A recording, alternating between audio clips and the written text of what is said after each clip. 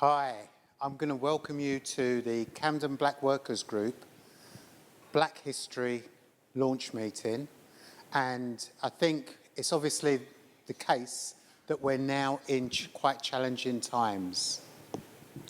You'll all know that. So we're having our Black History event. Normally there'd be loads of us packed into the council chamber, making sure that we have a really eventful time, but obviously this time it's a little bit different. So we're here in LabTech in Camden, and we're doing an online event tonight. So with the challenges that we have, we're hoping that you're all joining us. We're hoping that you're all going to enjoy the events that we have this evening.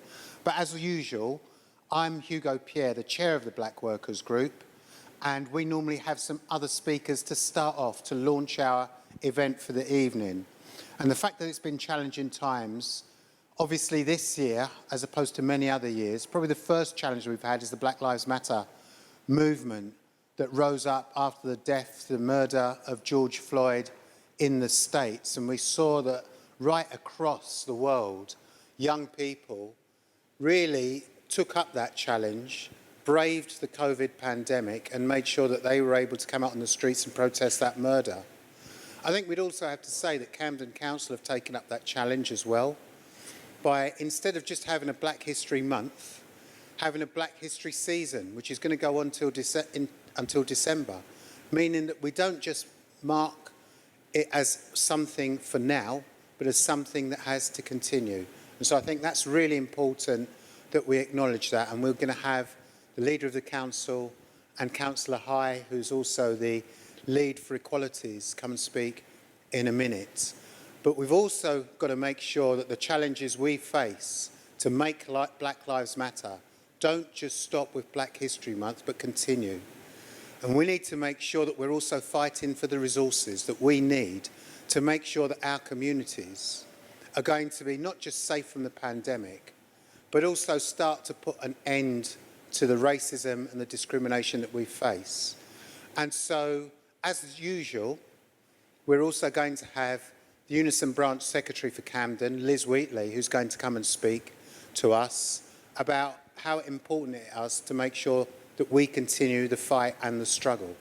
Our first speaker is going to be Councillor Georgia Gould, and she's going to do a link-up. It's going to be some sort of online link-up that's going to take place, and she's going to say a few words for us. So over to Councillor Gould. Thank you very much, and it's wonderful to be with you, Hugo, and everyone else virtually. It's very different from last year. I remember everyone dancing together in Camden Town Hall, and you know, it's been an incredibly tough year, I think, as you set out, and this event feels more important than ever. The work we're doing to mark Black History Month or Black History Season in Camden, because we've seen the depth of the inequality this pandemic has exposed, and we've seen the disproportionate impact it has had on Black, Asian, minority communities in Camden. And that's not by chance. It's because of the systematic inequalities in our society, in housing, in employment, that we've been working on, that the Camden Black Workers Group has been working on for years. But I think we are now having a powerful public conversation about this. And if anything comes out of this pandemic, it has to be change. It has to be a moment for genuine transformation and taking on the racism and inequalities. And I'm really pleased that the theme of this year is activism.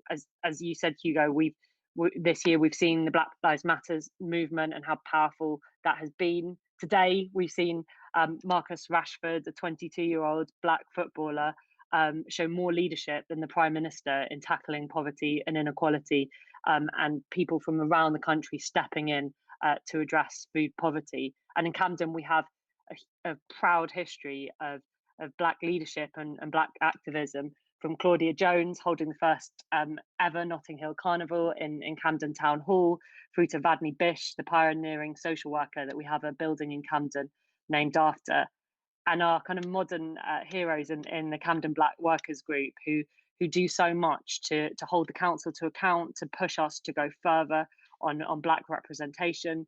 Hugo, yourself, Dolly, Jare, Judy, who is the absolute genius behind Black History season and the amazing event today, Vinifan, and Kieran, who's there today, I think, as well, and Carol, and so many more people, Janelle, who've come together to I think make this season such a powerful set of events. But I think, as Hugo said, it can't just be a season; it has to be embedded in everything we do. And I'm really pleased we're now working with Black Curriculum, the organisation, to ensure that we're really teaching Black history in our schools. And I know Abdul's going to speak after me, and I know he'll talk about the work we've done through building equal foundations, the appointment of our first ever director for equalities and disproportionality, and we as a council are absolutely committed to taking on race inequality and working alongside Camden Black Workers Group. So I'm really honoured and proud to be here tonight, and I'll be watching the event all evening. Thank you. Well, thanks again, Georgia, for those words, and I hope you do enjoy the rest of the evening as it goes on. I'm now going to introduce Councillor Abdul Hai, who's the Councillor for Young People, Diversity, and I think it's Community Strategy, Communities, is it? Cohesion and Equalities, that's right. There would have to be one slip up, wouldn't there? So, without any further ado, I'm going to ask Councillor Hai, who is one of the people who is, from the Councillor's point of view, is leading on this particular work, as Councillor Gould just said. Thank you, Hugo, and thank you so much to everyone for attending. We're in difficult and challenging times, so therefore we've got to maintain social distancing. But I also want to thank the Black Workers Group in Camden for their tremendous efforts and commitment. Without them, I don't think we'll be here this evening. I also want to thank the Unison Union for their leadership, working up for rights of workers and making sure that justice is served for everyone. But most importantly, this evening we're here to celebrate the Black History Month. To me, Black History Month is about identity, culture, food, sense of belonging, sense of who we are. You know, we've got to be living in a society that you're not judged by colour of your skin or your culture. You're judged based on your merits, and that's really, really important. And Black History Month, to me, symbolises equality and justice, as we saw in America, George Floyd's murder, as we see the Black Lives movements. The struggle for equality and justice remains as important as 50 years ago. And the question is for us, in the 21st century, should we be even talking about those issues? The fact that there's been so many Equalities Act, there's so many legislations, yet again, we haven't seen the kind of progress that we want to see. However, in Camden, for us, equality and justice means what it is. We work very closely with the Black Workers Group. In Camden, we've got Inclusion Workforce program where we actively making sure that workers from Black communities or Asian ethnic backgrounds are given the chance to succeed, making sure that they're in senior management. So we've taken a more of a holistic approach by working and learning. And I think for us, it's a reflection. That reflection is to really happen. My plea to people that are watching from live stream is that it is no point for us being anti-racist. For me, we've got to go one step further. For me, it's about call to action. I would urge everyone, whatever you can do, if you see injustice, if you see racial discrimination, please do something, even putting up a small message on social media or joining a group or doing a program. We've got to go beyond that call of just being anti-racist. Some of you may be aware of, I led a work around looking at disproportionality in Camden. I wanted to understand why ethnic groups were dying in Camden as a result of COVID. You know, it was an intensive piece of work, 6 weeks, worked with health providers, to counsellors, to young people, to voluntary and community groups who produced a report with 140 recommendations. That work's going to be taken forward, making sure that we create an equal society, a just society, that everyone has a chance to succeed and no one gets left behind. That is going to be our mantra going forward. We also have appointed first Director of Equalities and Disproportionality in Camden. Nowhere in London that exists. Our trend and our work's been followed by other London boroughs. So, Camden has always been a borough of fighting equality and social justice. And for me, Black History Month isn't just about the month. It needs to fit in across our day-to-day work. It needs to fit in within our work environment. It needs to ensure that when children are going to our schools, they're learning about Black history, Black identity. And hopefully we have made a commitment with Camden Learning that we'll be ensuring that, as part of our curriculum, that will be embedded. So thank you so much. I'm sorry that we could not celebrate the event the way we wanted to do it because of COVID, but we're here during unprecedented circumstances.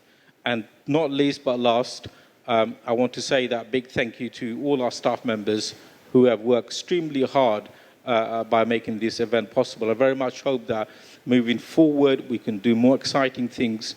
So this year, we've got the Black season. So starting from October to December, hopefully for next year, we want to do something bigger and better. But the key thing is, if we can work together, then we can create a better society and where everyone can work together, making sure that we live in harmony. But as I said earlier, if you see injustice, if you see inequality, I want every one of you in this room to stand up and challenge that. Without challenging it, that will continue to grow. And I want to make sure that our future generation don't have to deal with inequality and injustice. They can focus on fulfilling their true potential. Thank you so much. Thanks very much for that, Abdul. And I think that it's really important that we look at the plans that the council have produced and that Councillor High has led on alongside Councillor Gould and some of the other councils there, because it is quite an ambitious programme. And we have to say, because we've had ambitious programmes before, we've got to hold that up and say, is it going to be something that is going to make the difference and make the change? And also, is it something that's going to be seen through? And our role in the Black Workers Group is going to be to make sure that we give that challenge to that programme, to make sure it's something that makes a fundamental difference to the lives of particularly young people, but all communities in Camden to move forward. And we know that in Camden, one of the groups that has played an absolutely key role in community cohesion in this borough have been the trade unions, and in particular Camden Unison, which have had a long and proud tradition of being anti-racist from the start. And that's absolutely important to make sure the workforce is cohesive in this particular borough. So I'm now going to introduce Liz Wheatley. How could I get that wrong after all these years? Liz Wheatley, the Camden Unison Branch Secretary, to say a few words as well. Liz.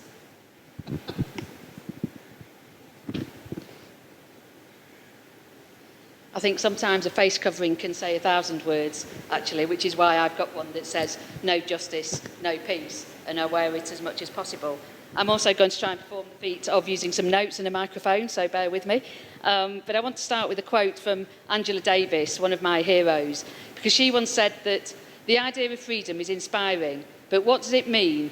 If you're free in a political sense but have no food, what's that? The freedom to starve? And I think quite rightly we celebrate Black history, but from coronavirus to the brutal murder of George Floyd this year, more than ever has seen a need for change. I'm sure all of us here know about how the civil rights movement and Martin Luther King have been a fundamental part of changing society. We all hold King's dream close. But actually, how many know that when he was assassinated, King was in Memphis to support striking workers, trade union members? They were sanitation workers. They were all black, they were low paid, and they were treated worse than the rubbish they cleared from the streets. You might have seen those pictures of people marching with signs saying, "I am a man." They were the sanitation workers, the trade unionists in Memphis. It's where King gave his speech saying he'd been to the mountaintop. It's where he marched with those strikers, and it was part of the Poor People's Campaign that he launched against poverty and injustice. And I think if we've learned nothing else this year, it's that we need a campaign against poverty and injustice. A year of the cleaner, a year of the care worker, the people who have literally kept us alive. But of course, a lot of those workers are black. A lot of them work for private companies, trying to make money out of public services. And we all know that when a service is privatised, the hours get longer, the pay gets lower, the workforce gets blacker. I'm really glad that Camden Council is trying seriously to make their leadership more diverse. But as a trade union, we want to know what's happening at the bottom. Why are low-paid workers disproportionately black? So I'd like to see a Black History Month pledge from our politicians, and I probably should have spoken first so that they had to answer it. And that pledge I want to see is to bring back private services back into public hands, to treat those workers as some of the most valued members of society, with both the respect and a salary to match. Let's have a year of the cleaner. Let's have a year of the care worker that sees their lives improve. We don't want the freedom to starve that Angela Davis talked about. We want the freedom to fight, black and white together, for a world where people are put before profit. And that's why I'm a trade union branch secretary, why I'll always fight for Black Lives Matter, and why I say no justice, no peace. Thank you, everybody, and enjoy the rest of the evening.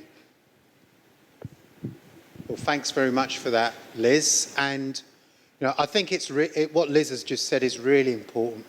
If Black lives really matter, then we need to make sure that we're doing everything we can for those frontline workers, for those workers providing meals for children in school, for those workers cleaning who have got extremely long rotas now, that we're making sure that they don't just have one meaningless job after another, but that they have a proper role in our society and they can put a meal on people's on the tables of their families. And I think that we've had, and I can't resist saying this because I'm a Man United supporter, so don't all cheer at once, but I'm a Man United supporter, and I'm extremely proud of the work and the role that Marcus Rashford has played in highlighting the plight of children who are going without meals during the holiday period. And I say this, if one person can lead a campaign like that and change the mind of the government, all right, not this time, but in the previous time, just imagine if we all got together and campaigned along similar lines, what resources we could get out of a government so that we really do make Black Lives Matter. Now, I'm going to hand over to Alim now, who has been our host for most of our Black History Month events and does an exceptional job. And tonight we've got a really good presentation, a really good platform that we want to share with you and make sure that it's a very good and enjoyable evening. I know, for example, Basil Gabbidon, I probably first saw him playing when I was a teenager and I was living in Handsworth at the time, and it was just around the time when his first album came out, Handsworth Revolution. It had a huge impact on me, and of course the likes of songs like Prodigal Son, etc., etc. They had a big impact on me at that particular moment in time. So I'm really pleased we've got the likes of him on our platform, as well as all the other esteemed guests. I don't want to put anyone else down. Just I thought I'd give a little personal plug to Basil because of the influence he had on my youth. So by all means, enjoy the evening, have a good time, but take away something from this, something I think the council said to us, and something that we want to make sure gets embedded, is that it's not a season, it's not a month, it's not a season. This is for life. This is a battle for life. Thanks very much, and over to Alim. Thank you, thank you, thank you.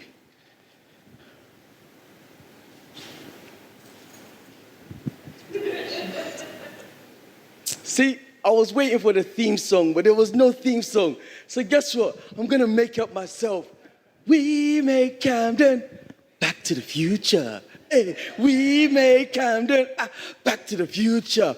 Welcome, ladies and gentlemen. My name is Alim Kamara, your host for this evening. You are tuned in right now. I hope you've got your hot drink, you've got your popcorn, you've got your biscuit, and you are ready. Because tonight is going to be about inspiration. It's going to be about motivation. It's going to be a time for you to learn. It's going to be a time for you to grow and get some powerful, powerful, powerful ignition inside of you. So right now, what I'm going to do, I'm going to take my seat. I have a throne over there. Hey, I'm going to take my seat, and then I'm going to call my esteemed guests to come and join us. Listen, ladies and gentlemen, I hope you're ready for these people that we've got here for you today, because I'm humbled to be in their presence, and I look forward to having conversations with them. So, we are gonna... All right, first of all, please Let me call here. Can I have Patrick Vernon? Apparently, he has an OB. I don't know what an OB is. And he's probably going to explain what an OB is.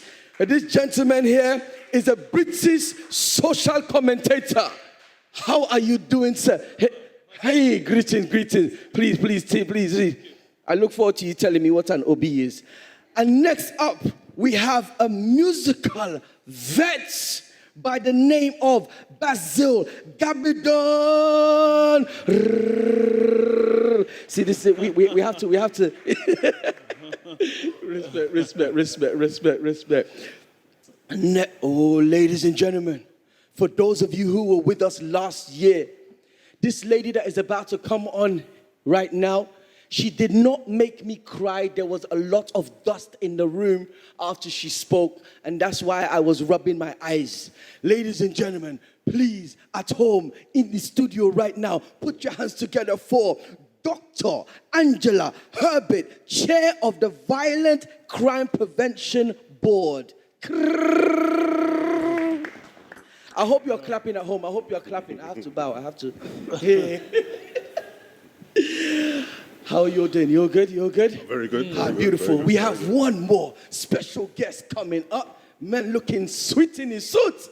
Come on. Please put your hands together for Kieran Ferdinand, who is actually part of Camden Council. Hey, team. Come on. Good evening. How are you all doing? Fine. Very well. Good. So also, actually, over there in the corner, you have seen these people doing sign language. Ladies and gentlemen, from the Interpreters of Color Network, we have on the right-hand side, on my right, that is Grace over there. Grace, can you show us how to wave? How do we wave? How do we clap? Aha, beautiful. And then to her left, we have Deborah. Hey. Now, can I ask you quickly? How do you say, I don't want to say Happy Black History Month. Welcome to this year's Black History Month, Camden. I want to keep it simple. Thank you very much. Let's give them a round of applause. So, ladies and gentlemen, we have our team here today who are going to inspire, ignite, inform. I'll say that again. They are going to inspire, ignite, and inform. I hope you're ready for what is about to happen. So first of all, I am going to ask you, Sir Patrick, can you tell me what is this? Just Patrick. Okay. Well, I saw the OB, so I was trying to work out what this OB is. Okay. So please. Well, what it stands for, it's Order of the British Empire. How long have you got to talk about 400 years? Okay, fine. Go for it. Yeah, I mean, obviously, I got that from my work in health, tackling health inequalities. But obviously, a lot of people have the whole debate around on the system, as we know. And I think it's about time we got rid of the empire bit and added the excellence bit. I mean, I accepted mine, I've had it for about 9 years, and to be quite honest, I accepted it for my parents. They were part of the Winners' generation. They came to Britain in the 1950s. They raised me and my 4 sisters, made lots of sacrifices, and I thought it was for them, not for me. And then it's a judgment call. Some people have said no, and I respect that. But I did it for my parents. It's on their mantelpiece. So when people say to me, "Are you going to return it back?" Talk to my parents. They've got it. Okay, I understand that. So can you tell us a bit about your journey as a British commentator? My journey, God. Well, I mean, as I said, my parents were part of the Winners' generation. They came from Jamaica in the 1950s. They came to Wolverhampton, and that's where I was born, in Wolverhampton. And they didn't realise that the local MP at the time was Enoch Powell. Do you know who Enoch Powell is? Have you heard of him? Good, yeah. Rivers of Blood, 1968. So there was that side of Wolverhampton where there was a lot of hostility, the colour bar, which my parents experienced, which was like discrimination, the usual stuff, no blacks, not dogs, not Irish, basically. And so there was discrimination in the workplace, discrimination in churches. Actually, the first black church to be established in Britain was the New Testament Church of God, and that was established in Wolverhampton in 1953. So people had to create their own ways of surviving. And you know the African proverb, it takes a village to raise a child. That was my childhood in many ways, because majority of people, Caribbean people that lived in Wolverhampton were mainly Jamaican. There were some Bayesians as well, but they all came from 3 parishes: Hanover, St James, and Westmoreland, northern part of Jamaica, which meant that everyone was related or knew each other, and everyone looked out for each other in many ways. So in many ways, despite all the kind of this discrimination that was out there, the community was tight. It was really tight, and everyone looked out for each other. And in many ways, that's shaped me in terms of all the work I've done for many years, working in health and social care, being involved in campaigning, advocating for more Black history. It's having those kind of foundations of family, resilience, respect for the elders. These key basic things, that's always been there for me. Thank you very much. Yeah. Appreciate that. Mr. Basil. Yes, sir. How are you doing? Well, I wasn't quite sure what I was coming into tonight, actually. I wasn't quite sure what. You're here. That's the most important thing. Tonight we're looking at the journey. They say life is all about the journey and not the destination. So would you mind sharing your journey with us? You have a beautiful journey. Yeah, well, I was born in Jamaica in the 50s. Came to England when I was about 8 years old. Not knowing really what was going on. I hadn't planned to be a revolutionary, if you like. Anti-revolution, I wasn't planning that. I love music. I've always loved music. When I was in Jamaica, I don't know if you, where I lived, there on top of the hill, they had this sound system we used to blast every weekend. I didn't understand what it was about. I was about 5 years old, you know what I mean? So that must have had something to do with the music for me.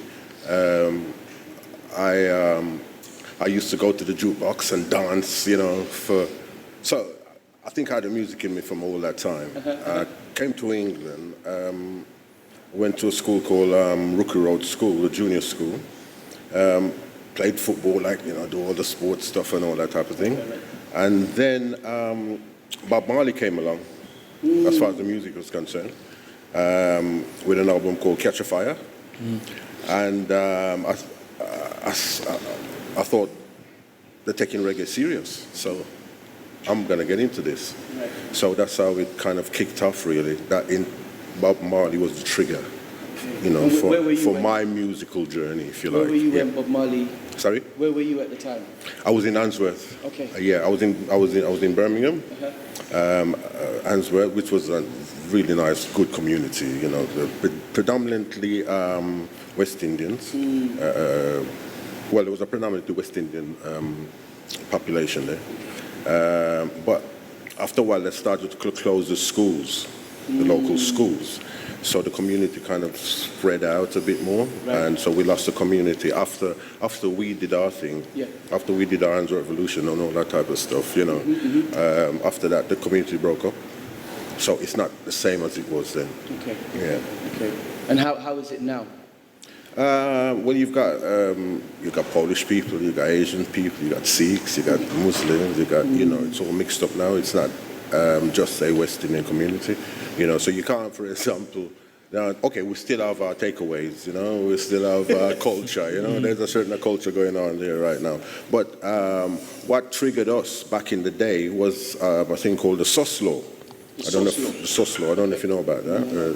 It was tough time for the youths, really, because, you would get picked up off the streets on suspicion of something.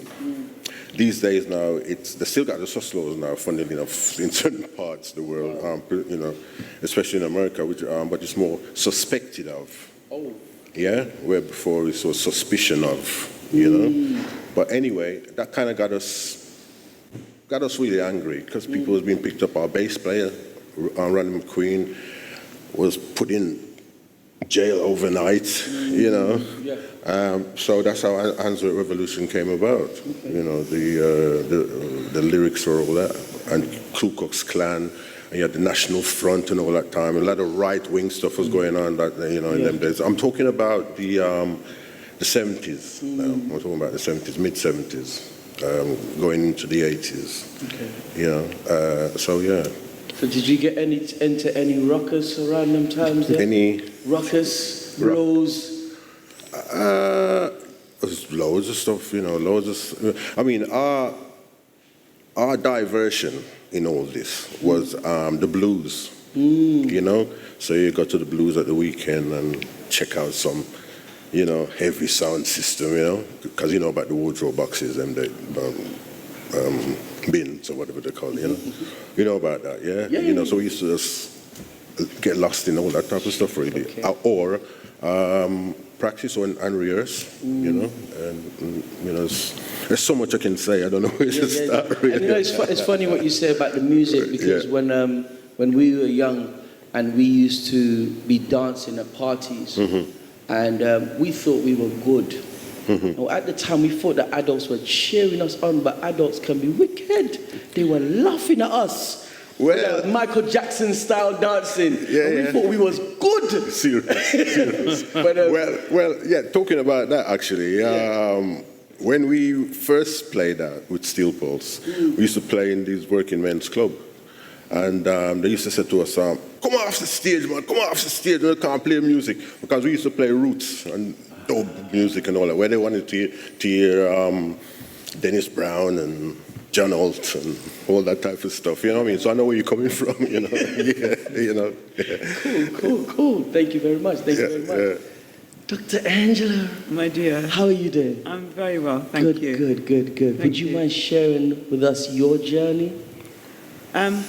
I'd like to share a poem, actually. Oh, talk to me. I actually wrote a poem this year on Black History Month. Okay, please. And I'm not a poet, but I read it for the first time I've read a poem in public, to the Duke and Duchess of Wessex. So I go a whole way or not at all. So I'm going to do that for you now. So it's called Black History Month Revisited. And no, I'm not going to be coming into your book of black famous people now after this. Thank you. Here we go. Okay. That's cool. And I have to say thank you for inviting me back, because I'm reasonably controversial, a bit of a disruptor, but that's, you know, me. Real. Yeah, man. I'm going to add real Absolutely. in there. Love Honest. it. Absolutely. Yeah. So here we are, Black History Month Revisited. Black does not have a place, a space, a location, a language, or a time. It's a color. His story relays accounts of an aborted past, shackled and dumbed down. His story limits the movement of my wide eagle-like limbs, preventing me from alighting, once aloft, soaring. So I've changed the narrative and delved beneath the sparse education and curriculum that reflects my ancestors only in the guise of sardine-like figures packed in a vessel, and then a system that enslaved them and continues to try to enslave me. Headed to my Barbados. Traumatic. Pause. This Black History Month is a catalyst to research and tell the story for our family, friends, and future generations. So listen, if you will, to my story of black. B, beauty, inside and out. Just look at my ageless skin. They say black don't crack. It's true. L, love that defied the captors of my ancestors and the belief that they would hold and enact fatal grudges. A, aspirations that remove the boundary of fear, evidence in my huge achievements and accolades to date, despite the shackles of their numerous isms. C, civilization, culture, and communities, cradled in creation, Africa, my past, my present, and my future. K, kingdoms, kings, queens, and the story of my beginnings, not slavery, but languages, traditions, family, colors, cultures, vibrancy, beliefs, strengths, innovation, tenacity, faith, and grace.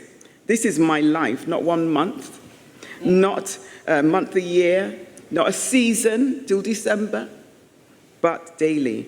I have removed the mental shackles attributed to the color of my skin by using the tool of my difference as a strength. So come closer. Let's lift each other together.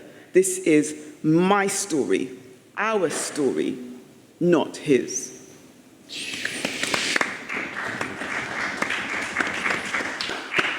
Ladies and gentlemen, the lady who says she is not a poet, but has written a poem that has touched our hearts, I dubbed it. Thank you. I'm going to come back to everybody and ask everybody to share a fond childhood memory. Keep that in your mind. I'm going to come back.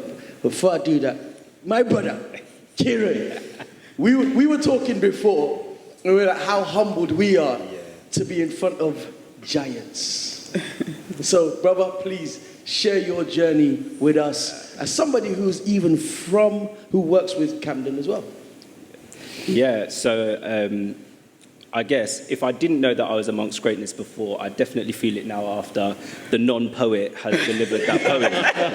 Because I said the humility that I felt being with, sitting on a live panel with examples of black excellence is so significant for not just me as a young black man, but for any young black person. And for black people of any age, it is so humbling. And made even more so. In terms of my journey, I guess thinking about Black History Month and my personal journey, I think that I always go back to when I started secondary school and October came and October nearly went without any mention of black. So I took my little legs and I marched to my head teacher's office. I was like, excuse me, how are we as a school marking Black History Month? And I left disappointed because the school had no plans. And so I went home, told my mum, and we made a notice board of examples of, key moments in black history, prominent black figures throughout history, to really archive and celebrate that black history. And that I took that to school and that got put up in our reception. And it was something that they then put up every year and we had to kind of add to it to kind of refresh it.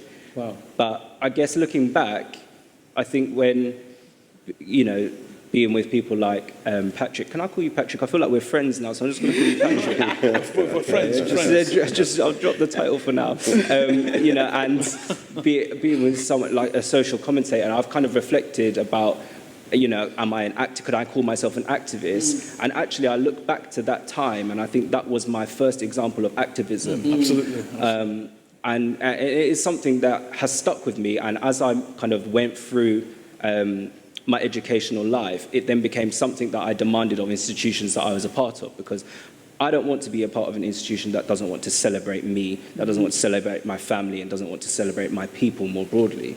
So that became really, really important to me. And since I joined Camden Council, I've been really fortunate to be able to be part of, really groundbreaking work in some senses, looking at disproportionality that Black, Asian, and other ethnic people face, particularly in the context of the pandemic that we're in, where, we've seen, where for some of us, we've been reminded of how Black people suffer, and I think, it's just a timely reminder for all of us that, the pandemic we're not being affected by this because it likes Black people more than anybody else. We've been affected by it because we've been kind of consigned to structures that place us at the bottom, that place us on the outside,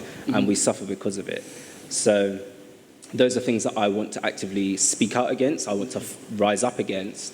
And so I guess from today, I'm going to embrace my activist nature and be vocal. Beautiful. Thank you very much. Thank you very much. And on that note, I want to acknowledge a man by the name of Adai Sebo. Adai Sebo is actually the founder of Black History Month UK. So if you don't know about Adai Sebo, he's just been recognized. But Adai Sebo one day was having a conversation with a colleague friend, and she shared with him that she was putting her child to bed. And the child said, "Mummy, why can't I be white?" And that was one of the triggers for him to say, no, we really, really need to take action. So what you've just said there is part of that journey of us taking action. So I'm going to flip that now. And please, Patrick, if you could share one fun childhood memory. Oh, God. One fun, there's so many. So, I mean, in my household, there was my dad, my mum, and I've got 4 sisters. So and I was the eldest, so I used to do silly things like pop their dolls' heads off and hide them and get spiders, and put them in matchboxes and stuff like that. So anyway, there were lots of stories like that, but the story I'm going to share is, so I was into music as a teenager.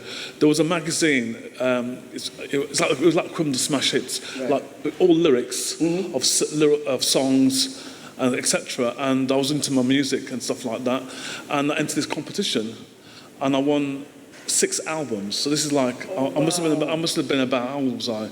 I must have been about 12, 13. This is like kind of the mid-70s. I won 6 albums from the Philadelphia sound.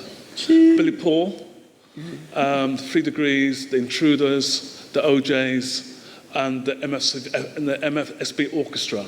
Kieran, you know about all these people. Yeah.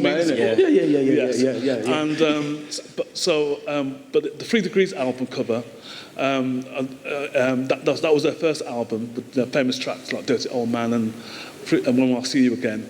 They were thinly clad, the singer, the 3 Degrees. Yeah. And I used to look at it, and then my sisters were saying, Mummy, Patrick's looking at the album.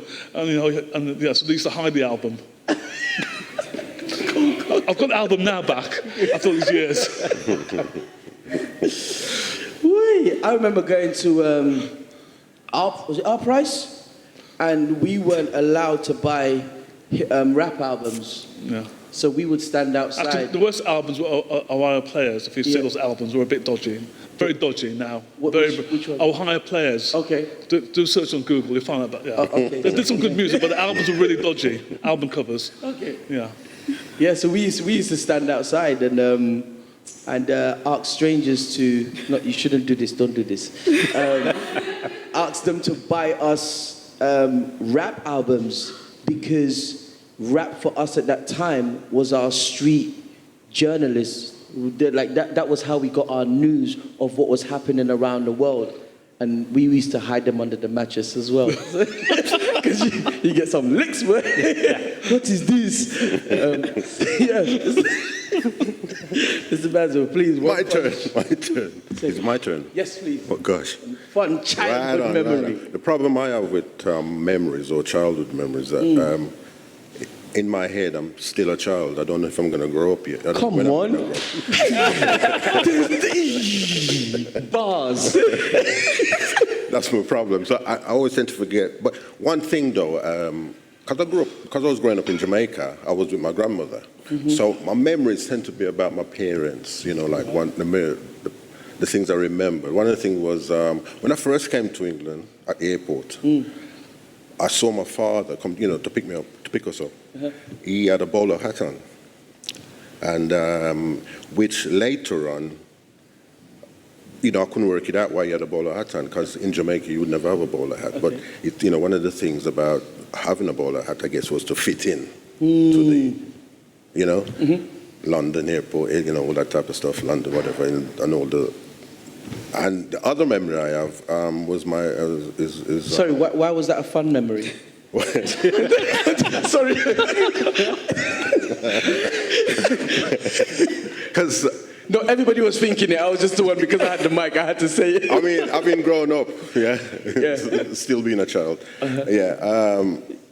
I can't see why you would wear a bowler hat. I can't imagine myself wearing a bowler hat, you know what I'm saying? You know, cool. but thinking about it, it must have been to fit in. Got you. You know what I'm saying? All right. And the other memory is from my mum, which she, we used to go on trips as kids, and you know, she had a habit of Vaseline on my face in front of the coach, you know, with the kids on the coach, you know. So that was, I know, so that's something that's kind of stuck in my head, because it's like, no.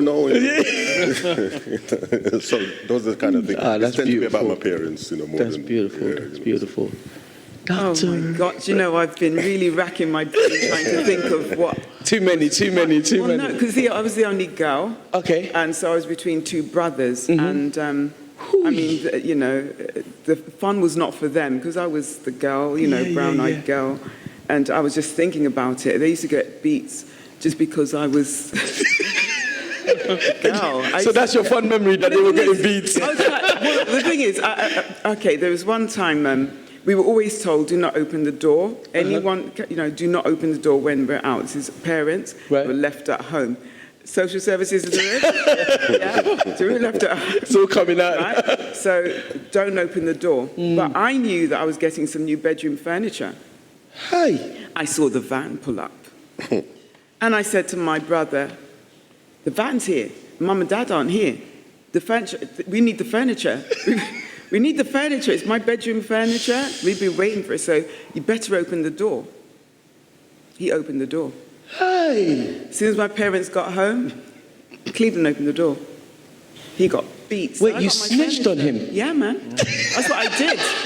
That's what I did. And I just, you know, who opened the door? Because they can smell fresh new furniture. Yeah. And I said, Cleveland did it. And he got the beating of his life. Not fun. I mean, I got my furniture. So because they used to get you, you got them back. Yeah, I was just like that, being a girl. I'm the only girl here too. You notice that? Powerful one, powerful. And Kieran, talk to me. What was your childhood? Something fun.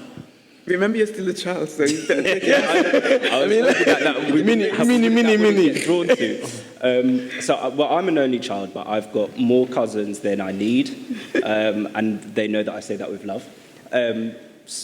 So I grew up predominantly around them, and there would quite often be, you know, a good 10 of us at my grandparents' house at any one time. And so my memories are based in that environment. And so I think I can think of things like, you know, it was just great when we used to get £1 from my granddad to go to the ice cream van. Or, you know, we used to like, you know, the bottom bits of the sofas, we used to throw them on the living room floor and jump around them. And like my granddad would sit on the base of the chair and just watch us jump around him, and like we'd jump over him and fun stuff like that. But I guess the most fond memory I have, so at my grandparents' house, my uncle had a bedroom. I've never seen my uncle in that bedroom. I've never seen him sleep in that bedroom, but that's his bedroom. There was a room. And it was the only room in the house that was locked, almost permanently. And it may have got opened, like my granddad might have opened it every now and then, or sometimes my uncle would come back and open his bedroom. And we used to be on our hands and knees as kids to peek and see what is in this room. And I tell you, it was like Aladdin's cave, because the amount of money, just like coins, loose coins, that he had in there, and we used to just go in and scoop them up and be like, this is for the ice cream man. This is for the corner shop. And we literally on our hands and knees. And like, I don't know why when you're a child you think that you're invisible if you're on the floor, but we thought we were invisible and he couldn't see us taking his money.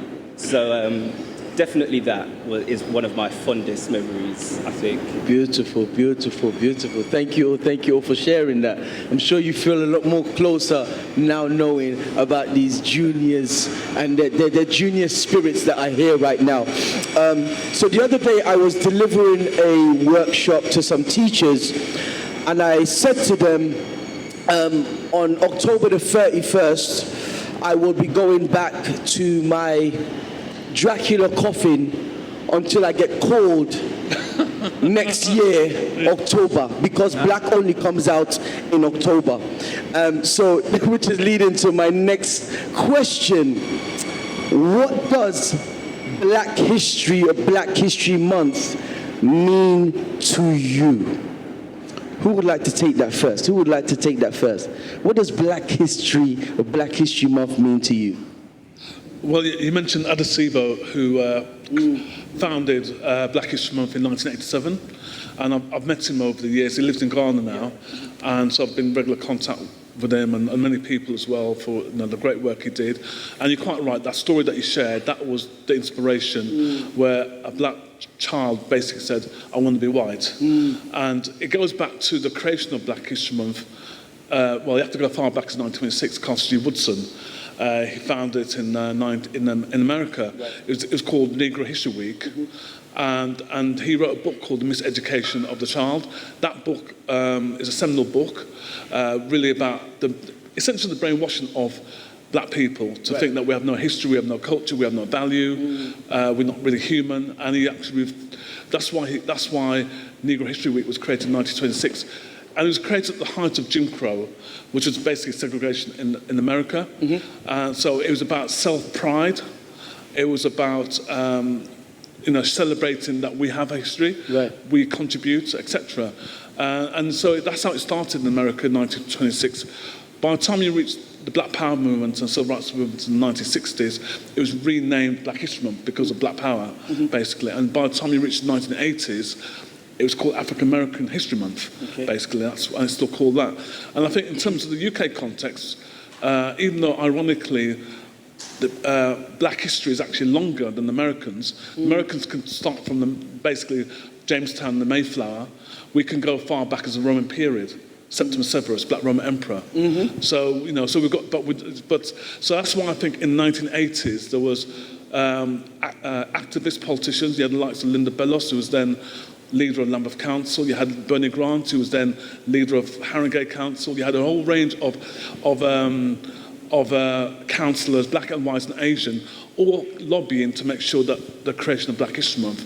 And also, it's also at the same time as Marcus Garvey's centenary of his birthday, and it's also at the same time with the kind of international campaign around the cancellation of third world debts, particularly in Africa, called the Jubilee Campaign. So all these things all merged together that led to the creation of Black History Month. And I think that's still relevant today.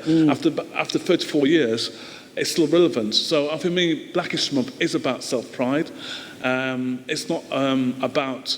the recent debates in Parliament was quite interesting a few days ago, where you had a lot of MPs saying we have to have Black History Month in the national curriculum. It's in there, but it's more about African American history, not enough about Black British history, not enough about the British generation, and obviously the Equalities Minister basically said that we should not have critical race theory. Which basically means if you don't have critical race theory, you don't have Black History Month, because it's about challenging and critiquing the history of empire and colonisation. So what does she want us to do? Talk about fufu and yams, watermelons? Is that real Black history? Is that the Black history we want to teach our kids? I don't think so. So I think Black History Month is still relevant and important. And obviously, it's not simply about doing stuff in the month, and that's one of the criticisms of it. It should be throughout the whole year. And I do stuff throughout the whole year. And you don't have to be Dracula. You could be, let's think of another pseudonym for you. There could be be like a butterfly, sting like a bee. Oh no, I was mocking him.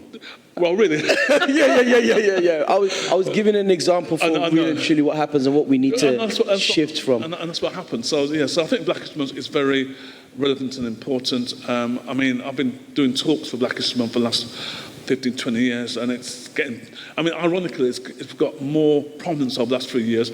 With this year with Black Lives Matter, it's taken it to the next level, and we need to build on that. We really need to build on that to make sure that Black History Month is important. It's about celebrating all histories, and it's actually inspired other history months. So in 2006, LGBT History Month was established. You've got Gypsy Traveller History Month, you get Bengali History Month, and this year was the launch of Southeast Asian History Month. So it tells you that other histories have been excluded and not valued in the mainstream, and that's why Black History has actually inspired other histories. That's why it's still important. Okay. And why is it that there's been such a focus on American history? Because I didn't know about, for example, Cheddar Man. For those of you who don't know, Cheddar Man, the bones of Cheddar Man were found in 1903 in somewhere up in Somerset, in Cheddar Gorge, and his bones are said to be 10,000 years old. And apparently Africans have been traveling to the UK from 40,000 to 65,000 years ago. And I'm like, what? And he was a black man with blue eyes. And one of his descendants is still alive today, Adrian Taggart, who, when you look at him, he's a white man. Yeah. Why is it that we don't get taught these things? Or why didn't we get taught these things? Why is the focus so much on America? Well, it's very simple because, well, for two main reasons. As I told you, the history of black history, of how it evolved in America, has meant that in America you have university courses, you have professors, you have institutions, and it's all part of that wider American hegemony of culture. So you talk about rap music. I mean, we had Black British music still, the power of American culture, and particularly African American culture, is pervasive. It's powerful and it's fantastic. It's influenced stuff, and at the same time, we don't really value our contribution in the UK. Why is it that all the leading black actors are Black British, but they have to go to America, put an American accent to get a gig, to get a job? Why can't they have roles like Harold Moody? Played a key role in Britain in the 1930s. There should be a major documentary about him. Why couldn't they have the likes of Claudia Jones? We've got our own equivalents of Paul Stevenson, Bristol Boycott. There should be a major movie about him. But unfortunately, we learn about Rosa Parks, civil rights movement, and there's nothing wrong in that. But we need to learn about, it's about more, I think now there's a bigger campaign around that, and that's one of the reasons why I did my campaign 17 years ago called 100 Black Britons, and that's why I've got the book out. With my colleague, Dr. Lynn Plug. Well, I'm here, man. Come on. Plug it. But it's all about Black British history. I mean, then you've got David Osuko. There's a whole range of people out there saying, we've got our history, let's talk about it. Right. Beautiful. Thank you very much. My brother, Kieran, what does Black History Month, Black History mean to you? You've given us your example of what you did when you were young. What does it mean to you right now as a young man? So, well, firstly, I completely agree that, the activities and the things that we do in Black History Month need to go beyond October. But I think what the concept of Black History Month means to me is it creates the opportunity to reveal the truth and speak the truth. So what I mean by that is when we think about history, the history of Black people that we learn in school, we do look to America from a certain time period. We do just learn about slavery and the slave trade. Right. And to be honest, I'm just kind of sick of that rhetoric because, why do we have to continually learn about violence and persecution? Because you are teaching young Black people that, this is your background. Your background is inherently violent and you will be inherently persecuted. When actually, what we need to kind of do more of, and what this month allows us to do, is to look back beyond slavery, so pre-slavery. Let's go to pre-slavery and really educate ourselves on what Black history is. So I always think of the ancient Egyptians. Now, when you're at school and you learn about the ancient Egyptians, I remember when I was in primary school and I had to make, I used like a plastic bottle to create a sphinx type thing. And that was great. It looked nice. My mum kept it. But what I didn't learn is that ancient Egyptians were Black. When I watched about movies about ancient Egypt, I saw people that were more Arabic looking. And that's, we know why. We can trace that movement, the Arabic movement, into Egypt. So we know why Egyptians transitioned to look as modern day Egyptians do. But ancient Egyptians were Black. If you go to Egypt now, you go to Cairo, you go to a museum, they will tell you a million things that ancient Egyptians did, their achievements. What they could never handle, the Egyptians, was their hair. So if you need another kind of symbol to show you that they were Black, these people made headdresses because they didn't know how to manage their hair. You don't learn about that. You don't learn that the biggest mystery, one of the biggest mysteries in the world, the creation of the pyramids, was as a result of black ingenuity. You don't learn that. And so I think that's really what the month is for, is to go beyond the shackles, go beyond being shipped around the world, and go beyond being flogged on market stalls, to actually learning about the kingdoms that Angela, again, I'm dropping the titles because we're friends, reference in her poem, is to learn about the kingdoms and to learn about black excellence. And when we do that, when we think about the theme for this year, Back to the Future, that history allows us to think about what our future as black people will look like. And I say will look like, not should look like, because I don't want to keep talking hypothetically, and I feel like we kind of do that quite a bit. It's what it will look like. But we can't imagine greatness if we confine ourselves to a slave ship. We can't. So that's what it means for me. Beautiful, beautiful. Thank you very much. And what is it they say? Enslavement isn't black history. Enslavement merely interrupted black and African history. That's all it did. It just interrupted it. So I'm going to move over now. Now, I need to, Dr. Angela, sorry, I haven't dropped the title yet. I'll get Dr. Angela, you are the chair of the Violent Crime Prevention Board. The chair.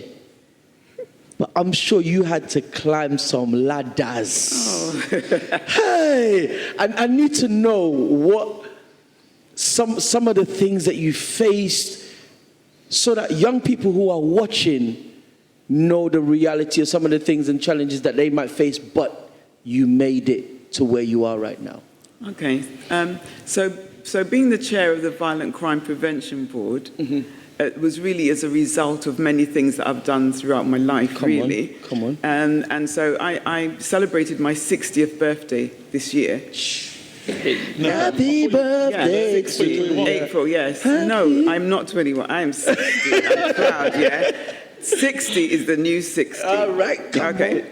And so I've had a journey. 24 years old, I became a born-again Christian, and I wanted to be like Jesus, disrupt her and do things a little bit different, not just sit down in a church, all right if you do.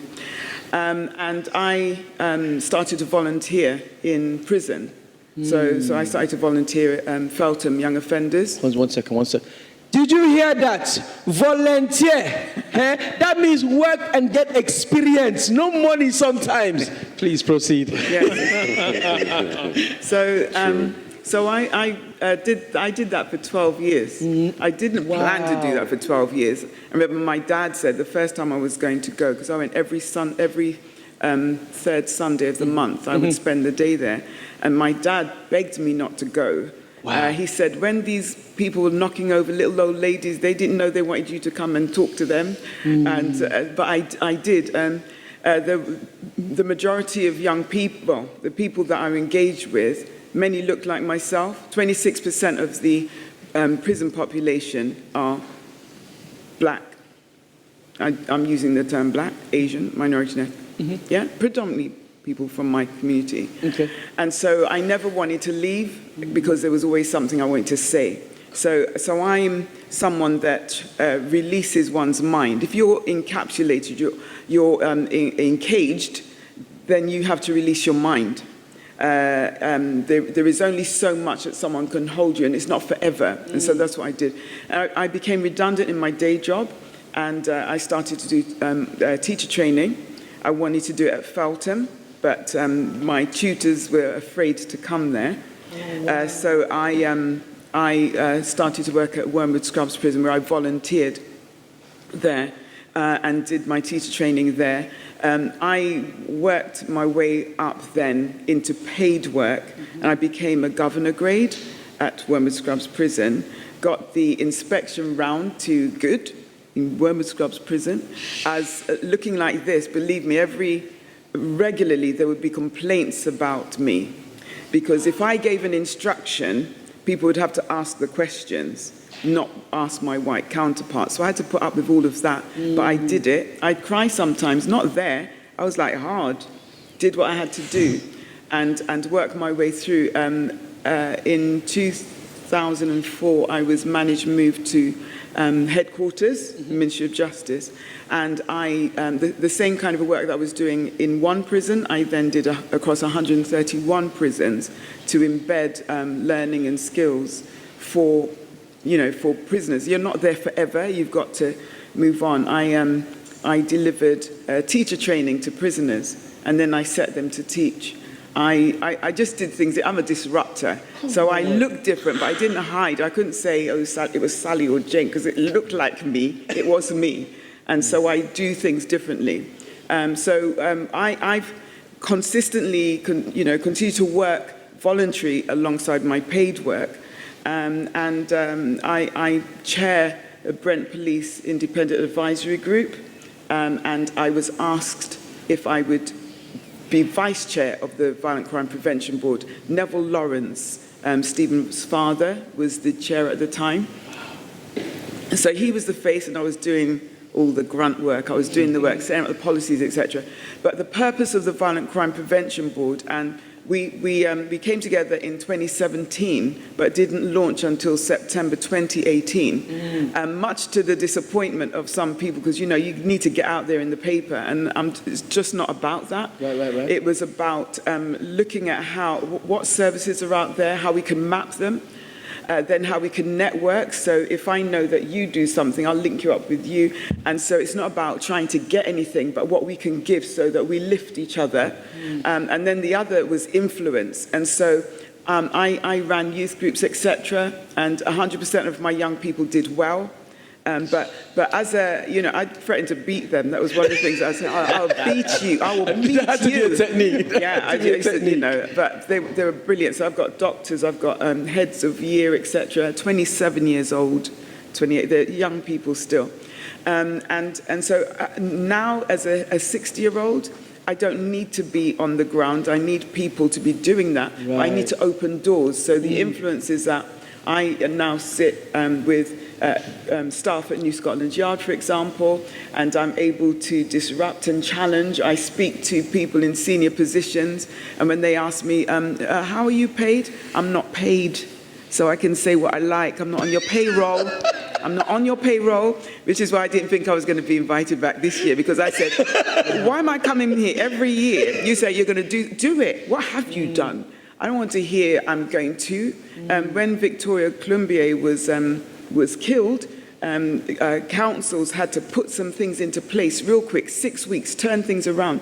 Why is it takes so long to turn things around for people that look like me?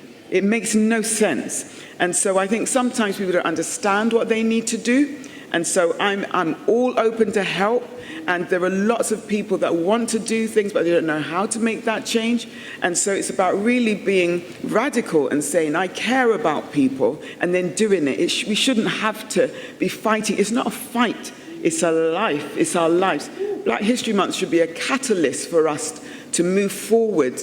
Don't stop. Keep going. Don't say, I want to. Just do it. Just do it. I did that as a woman of African heritage in an environment which is hierarchical, don't look like me, and I did it to make way for others, make way for young people, to open the door, because I'm not going to be here forever. I'm not going to be here, sort of like propping up the world, but I need to create a legacy for my children, my grandchildren, and they shouldn't be having this conversation, and that's why I'm doing what I do. And I volunteer. Violent Crime Prevention Board, it's about before they get into the system, prevent it. If you're doing things, let's come together and stop young people that feel they have no hope because they're told you can't do this, you can't do that, and there is no space for you because of your colour. You need to stop that. That's what I'd say. Join me on the Violent Crime Prevention Board, volunteering. Let's make a change. Yes.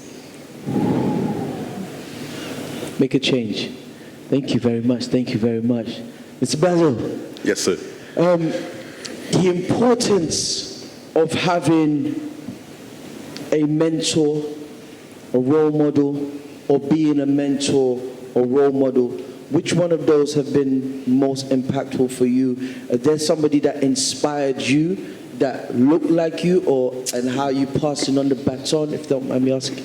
Going back to what you're talking about, with what the Black History Month means, what worries me a little bit is, are the youngsters being engaged enough into Black history? Because it tends to, when I go to a lot of Black history events, they tend to be the converted people who are there. Right. And I'm worried about how we get the youngsters engaged more. You know, the British youngsters I'm talking about now. Right. Because the British youngsters, to me, are a little bit confused I don't know what you think, but you know, it's not, I know I was born in Jamaica, and I grew up with a lot of black people around me. Yeah, so I know where I come from. Right. I think in Britain you know, you're black, but you're not really accepted in school. So you feel a little bit marginalized, and it's like, so you know, you try to either do something useful, or you end up going into crime or something to prove yourself. You know what I'm saying? So that's what really concerns me about Black History Month. You know, it's are we engaging the youngsters enough? You know, and is it just for the month so that it's commercialized, or is it to emphasize? You know, that's what I want to find out about. That's because I don't fully understand what black is. I mean, I've learned a lot, but I don't fully understand, because it's not broad enough. It's not engaging enough. Yeah. So what was the other questions? No, thank you. That was needed. That was needed. Just know what you said is really important. And just to say to the people at home, send us your questions, send us your comments in the chat. Let us know your thoughts.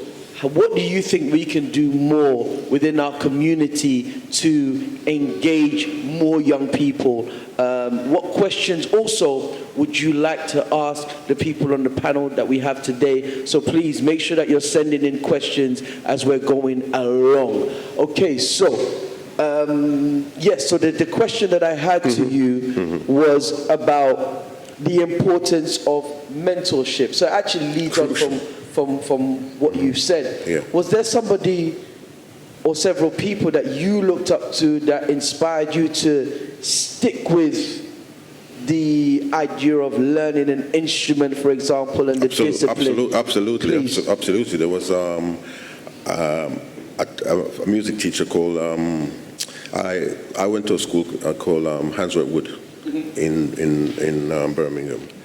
And there was a music teacher there called Mr. Surtees. I never forget his name. Because he used to care. You know, some teachers like, this man used to care.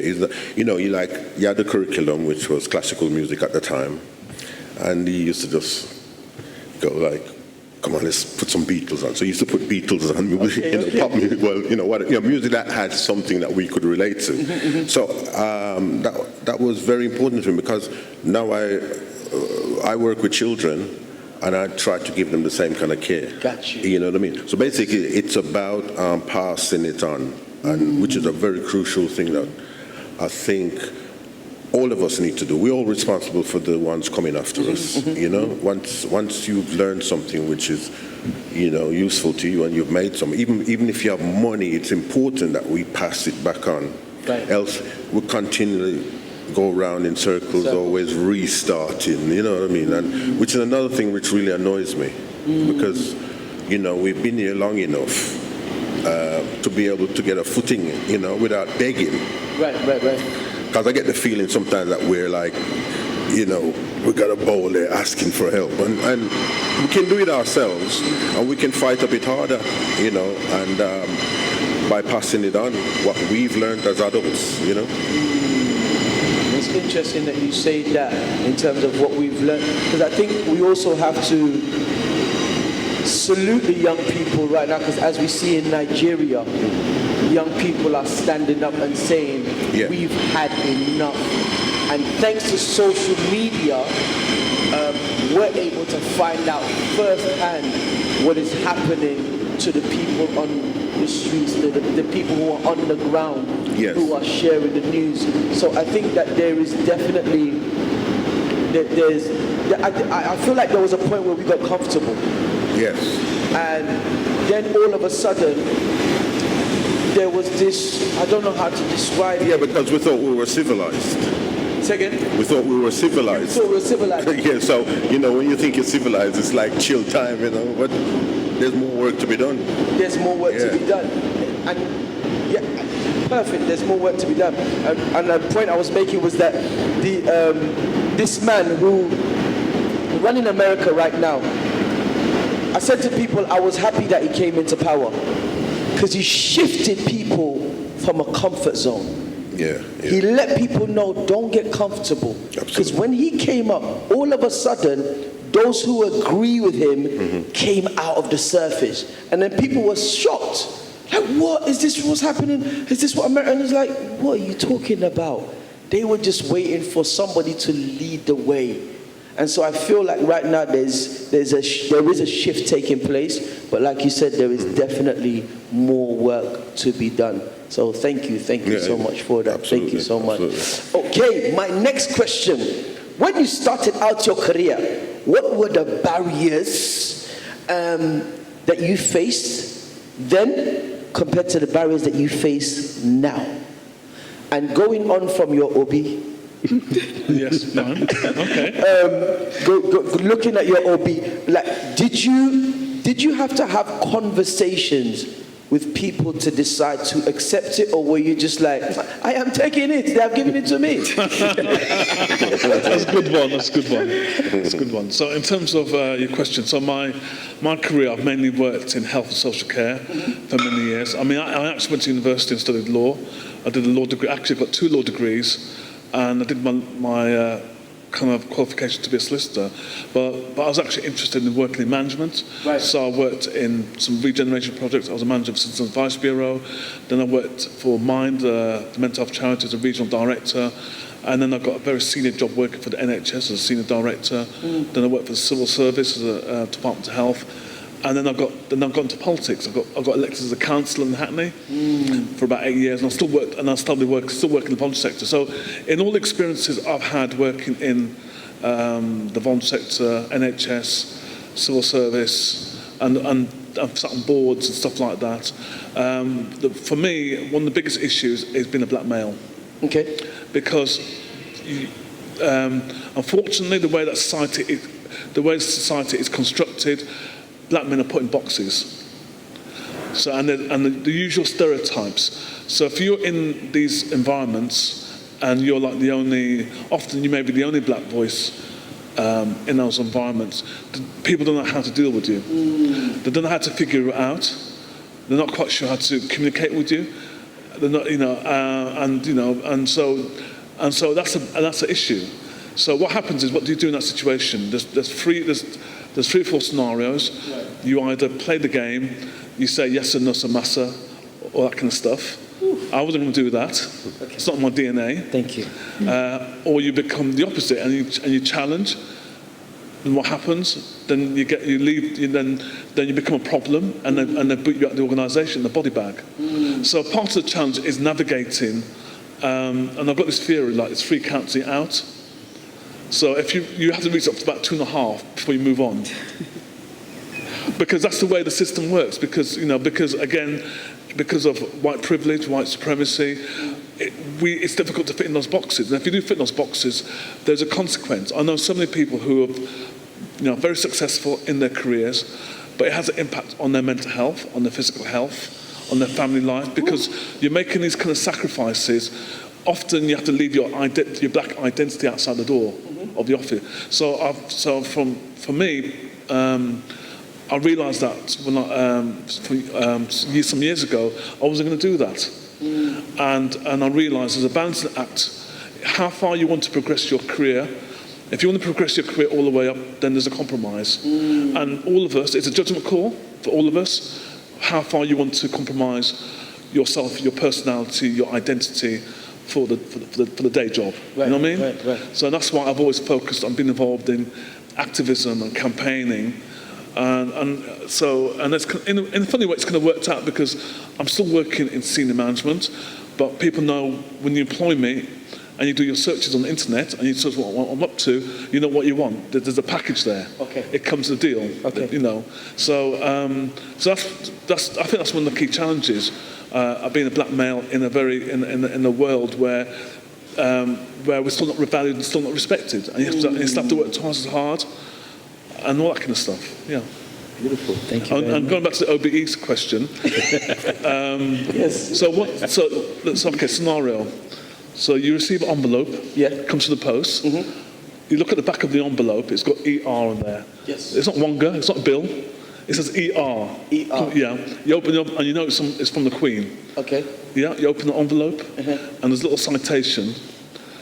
And there's a little card, and it says and you say yes or no. Jeez, I'm good. And you have to reply it back in a couple of weeks. Okay. Say yes or no. So some people say no, and they go to the media. That's fine. Okay. And some people say yes, and whatever it is, that's fine too. So yeah. So when you get that card for the letterbox, and you open it, Are you speaking it into existence? that's what happens. So you're fine. I'm coaching you. I'm coaching you. I'm telling you when you get the card. When you get the card, we get the envelope. Yeah. So you receive it. You can open it. You can decide there. The OB. So then what happened? What happened? Did you have beef with people?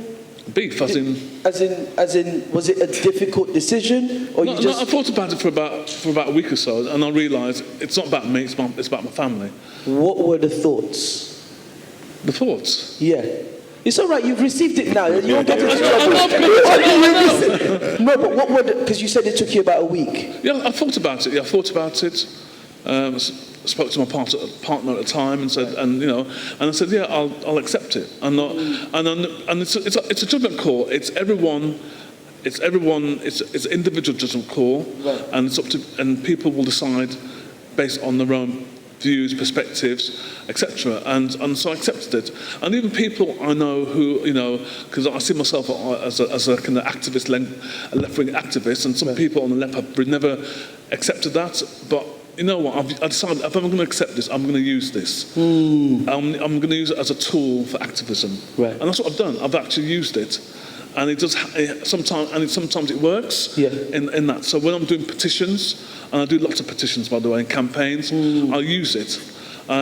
Some people use it to let people know I've made it, and bow to me and that kind of stuff. I use it as a way of articulating a campaign, right. Etc. So, like, I think you talked about Marcus Rashford. Hugo talked about him. Okay, he's being honoured, but I'm sure he's going to use it for the next level. Okay. When he raises the campaign around food, and he might go into care homes and say, let's have better food in care homes. Cool. And I think that's why I was pressing on, asking you almost from a mentor perspective, for when that day comes and that envelope comes. What would you advise us as, say, for example, a mentor? And like you said, it is individual decisions and choices, but it's knowing what is the impact of taking or not taking. So Eddie Nestor, a good friend of mine, Eddie Nestor, he made this kind of documentary about should I accept my MBE, yes or no. So he's interviewing Benjamin Zephaniah, all kinds of people to say, not quite yes, no, not quite sure. And I said, Eddie, cut to the chase. Why make this program? You know you're going to accept it anyway. Interview all these people, objecting, and then think about it. I'm not sure. Eddie, please talk to me. Take the thing. Okay. It's interesting because I guess some people feel as if it's by taking it it's a betrayal, but like you said, you're taking it and you're putting it to use back into the community, so, which is really powerful. Thank you. So right now, what I want to do, I want to share a story before I go into my next question. So how this works is this: I come from a long line of jellies, griot storytellers who are known for traveling and sharing. Surprise me. Who are known for traveling and sharing stories. And when I was growing up back home in Sierra Leone, the storyteller would arrive and the storyteller would say story.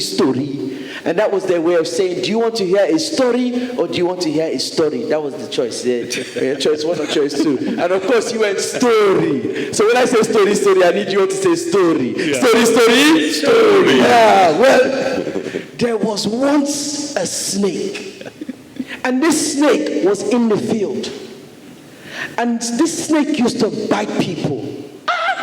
All the time, just biting people, until one day, a storyteller showed up that could speak the language of snakes. And so this made the snake curious. He said, let me hear what this storyteller had to say.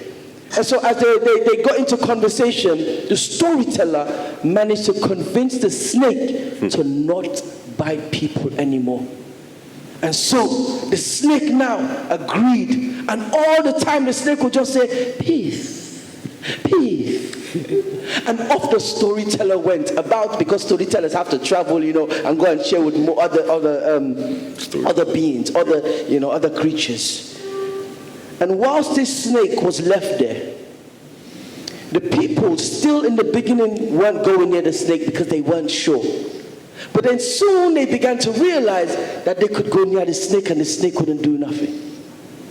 And then as time went on, they started to poke the snake and saw that the snake couldn't do anything. The snake would just say, peace, peace, peace. And then it got to the point where they started to pick the snake up and fling it all over the place, and the snake would be going through this troubling time. Well, some time passed, and the storyteller returned.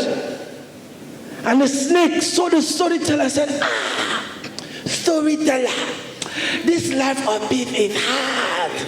I've been listening to you, I haven't beaten anybody, but the way they are treating me. And the storyteller said, foolish snake. He said, I told you not to bite, and that was good advice. But I didn't say you couldn't hiss. Story. So, I ask you this question. What is your hiss?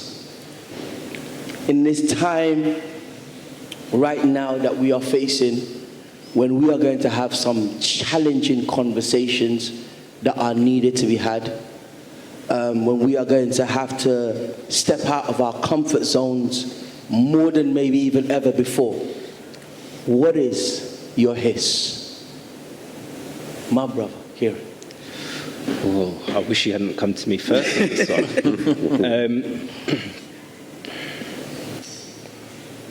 I think my hiss... Ooh, this is a tough one. I think, whatever your hiss is, I think it's actually important that your hiss is loud and that it's powerful, and that even within this time, within this context, that it is reasoned. And I say that because I think it's been, so easily kind of said that black people lack reason. And I mean, even if we think about that intellectually, when you go back to, the beginning of the Enlightenment period, philosophers that we're supposed to hold in high regard said that black people couldn't feel anything other than above trifling. We had no feelings. We were the antithesis of reason. So I think whatever the hiss is, whatever my hiss is, I want it to go against that and to remain reasoned, and really find the power to resist the urge not to bite, because I do think that that's important. Actually, I do also just want to pick up on the OBE point quickly. Maybe I'm talking myself into an OBE. At the very least, I hope I'm about to become the 101 Great Black Britain in my friend Patrick's book. But I think, and it links also to what Basil said about young people at the moment and being engaged. To some extent, I think that, taking an OBE now and thinking of it as a young person, I think it's more important. It's important now more than ever to accept those types of titles, right, as an act of protest, as a reasoned act of protest. Because when the empire was created, those that created the empire, seeing people like Patrick have an OBE is their worst nightmare. Who would they have ever dreamt that a black man would walk into Buckingham Palace and receive such an honour? Or a black woman go and receive such an honour? No, they wouldn't. So that, to me, is an act of reasoned protest. And so, yeah, I think it's important to really take those opportunities to be in a space that we belong. In many cases, black people deserve those honours more than anyone, because it has the word empire in it. And if you want to say that we are children of the empire, then yes, thank you very much. I will take what is mine. I belong in this space just like anybody else. So I think in that kind of show of resistance, it's really crucial. On the button there, yes. Man, you have just flipped this thing. What? That explanation. No, that's powerful. That's powerful. That is powerful. Someone just said, I think it's incredibly important to be accepting a medal. You are making a statement that is much more powerful than the medal. So you just inspired somebody else. So, you know, it's to be who we are, isn't it? As opposed to who people want us to be. You know what I'm saying? So yeah, really love that. So on that note, no, Kieran. We're in flow. Remember to send your questions if you've got any questions or any statements, because we are wrapping up in about 5 minutes. Yeah. See how time just fly? So yes, what is your hiss, sir? That's a tricky one again. It's there's so many things I would like to see happen. Like, something I'd like to do. It's, like I said before, my main concern is those that follow. Right. And how to be part of them. How they can be part of us. And I have no answers for that, because there are too many questions and answers, if you know what I mean. Yes. I understand what I'm trying to say. It's because it's been going on and so it's like, I don't know where to start, and I'm not rich enough to do it, to make that kind of a change, So I guess being a billionaire would probably help. Straight to the point. Give me that money. I could make some. To do something with. I was watching LeBron's I Promise documentary. Very powerful, because he's built a school in America, and he's actually got some series and episodes out where they got children who are having difficulty in their community, who are not in school, but building a school for them and taking them in and seeing them their changes and just having that belief in them. And like what you're saying, that. But you already work with young children. I work with children. Beautiful. So there you are. That's your hiss right there. Yes, it's very important. Beautiful.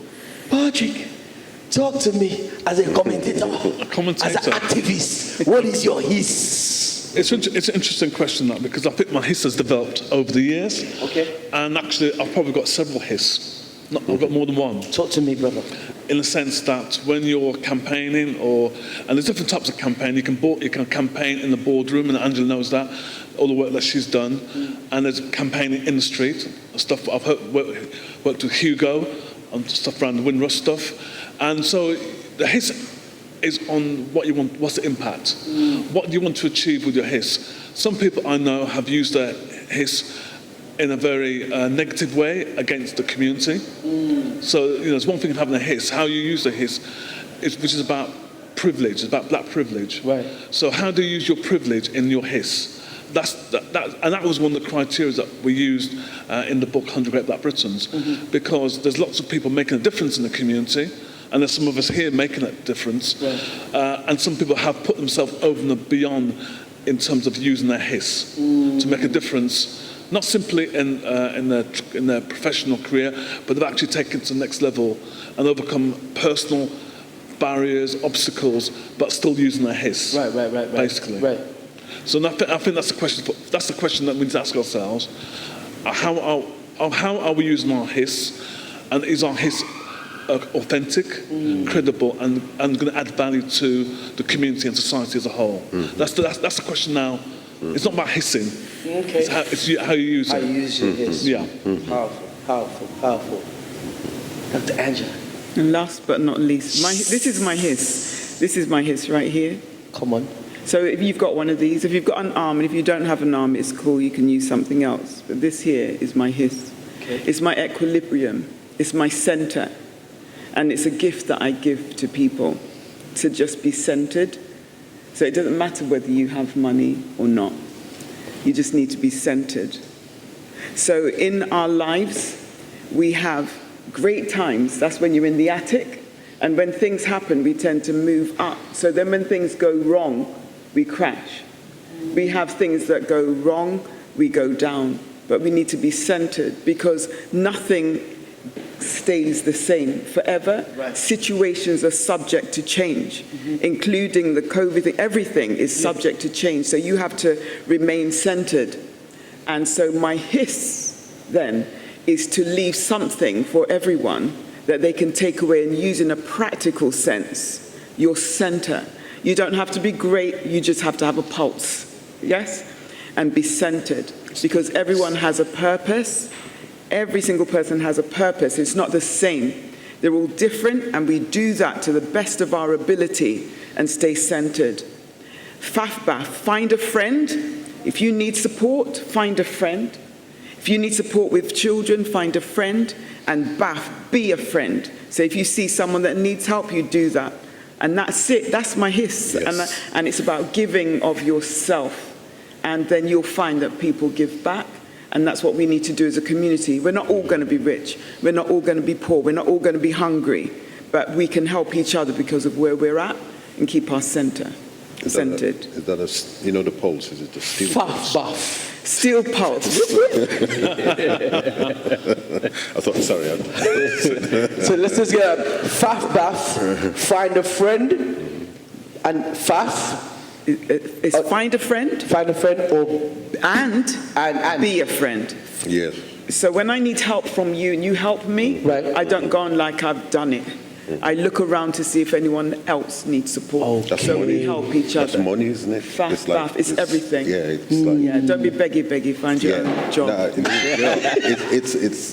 It works in the same way as money. Because, you're exchanging. Not money. We don't really roll with money like that. Anyway, you know what I mean? So just to clarify more on what you're saying in terms of the centers. So the center doesn't mean be callous. No.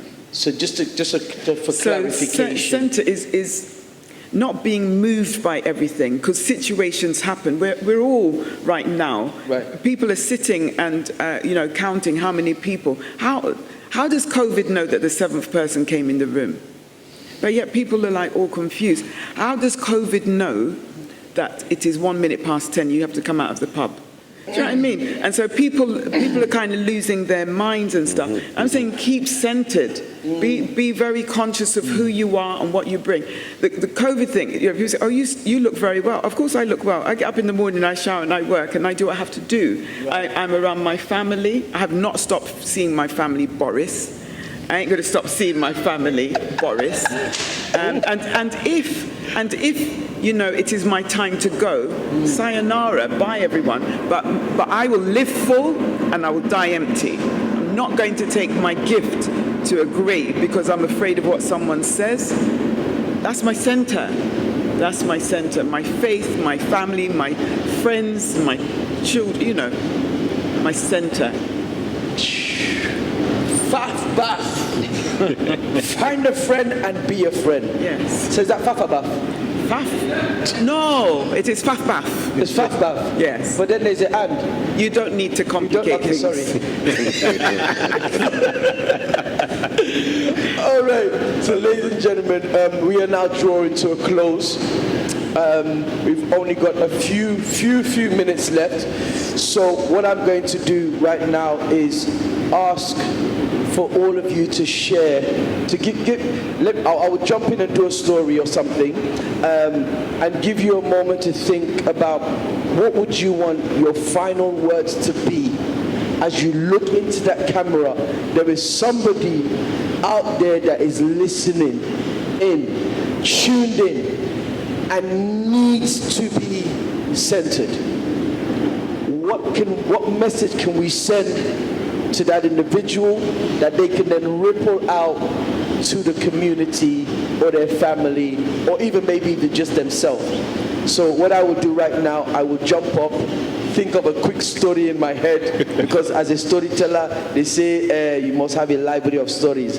So I'm going to, as I'm walking right now, I'm thinking of a story. So give me a moment to think of the story, and just going to sort myself out. So be thinking of what it is you're going to share. Ladies and gentlemen, my name is Alim Kamara. I have been your host for this evening. I want to thank you all. But don't go yet, don't go yet. We just have a couple of minutes and we're going to get some final words. Is that all right? Is that all right? So quickly, what I'm going to do is share a quick story. When I say story, you say story. Story. Hey, where there was once a snail. And this snail took 7 whole years just to cross the road. And when the snail got to the other side, a huge, massive tree landed and just missed the snail. Well, the snail turned around, that took the snail just to turn around. It took him about 2 weeks. Just to turn around, looked at the tree and said, phew, it sure is good to be fast. That's the end of the story. Now, I love sharing that story with children in schools, because I get to ask them this question: was the snail slow or was the snail fast? I'll leave you to work that out.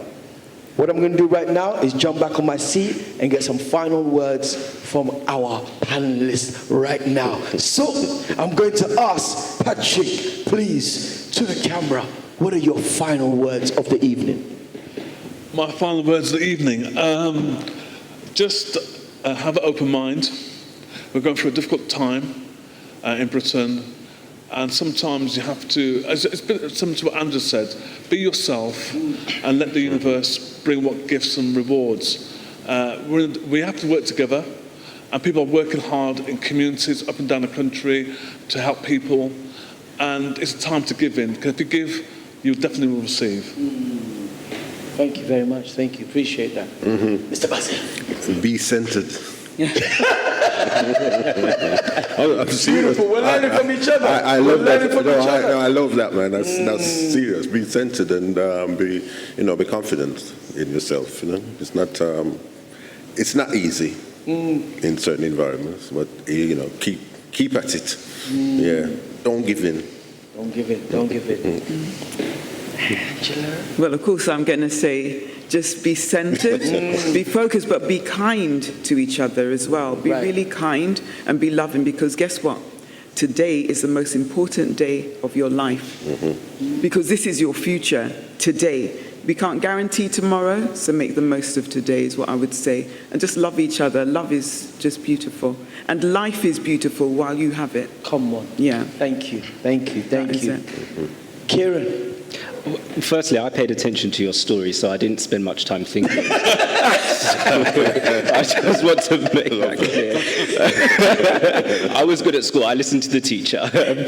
No, I think leading on from what Angela said is that it's so important that we do love one another, and we see each other as black people as brothers and sisters. We are all part of a wider family, and we need to look to each other more and celebrate each other more, and let's not continue to look for role models in places where we don't exist, because where we do exist is within our family, within our black family. So let's lift each other up, celebrate one another, and despite everything that's going on, and I know we are all suffering from this kind of chronic fatigue, don't give up, because now is the time. Now is the time, and we will build that future that we should have always had.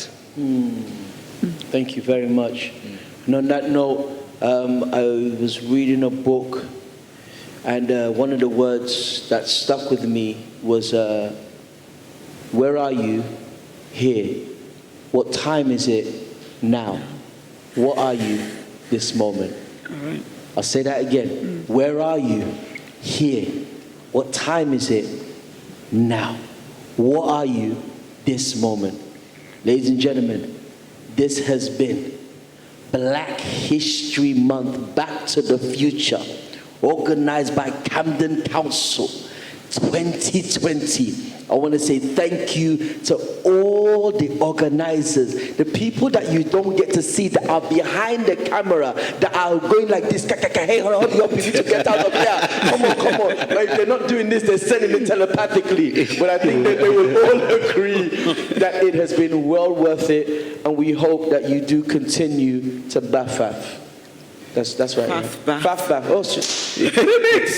We'll continue to faff. My name is Alim Kamara, and today we have had Patrick, Basil, Angela, and Kieran. Ladies and gentlemen, even though you're at home, let us make a round of applause! Thank you all.